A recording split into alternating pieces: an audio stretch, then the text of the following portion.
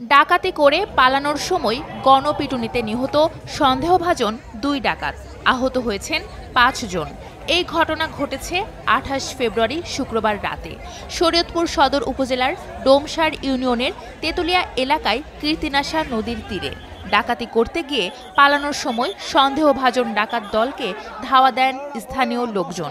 বিপরীতে স্থানীয় লোকজনকে লক্ষ্য করে গুলি ও ককটেল ছোড়ে ওই দল। ডাকাত দলের ছোড়া গুলিতে আহত হয়েছে ৮ ব্যক্তি। পরে স্পিডবোট ফেলে ওই দলের সদস্যরা একটি ইটভাটায় আশ্রয় নিলে স্থানীয় লোকজন তাদের ঘিরে ধরে পিটুনি দেন। এতে ২ জনের মৃত্যু হয়। রাত ১টার সময় তাদের মরদেহ উদ্ধার করে শরীয়তপুর সদর হাসপাতালে নিয়ে আসে পুলিশ।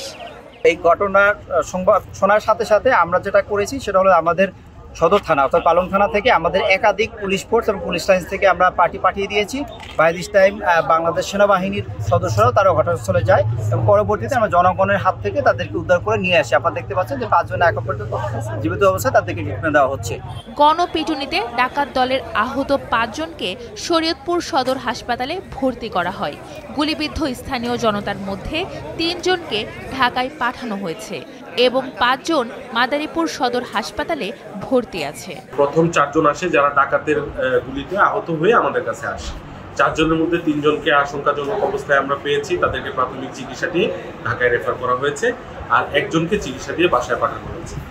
এরপরে ডাকাতরা আসা শুরু করে, মানুষের গণধোলাই খেয়ে আহত হয়ে ডাকাতরা আসে। ৭ জন এসছে, ৭ জনের মধ্যে ৫ জন গুরুতর আশঙ্কাজনক অবস্থায় এসছে, তাদেরকে প্রাথমিক চিকিৎসা দিয়ে ঢাকায় রেফার করা হয়েছে, আর ২ জনকে আমরা মৃত অবস্থায় পেয়েছি।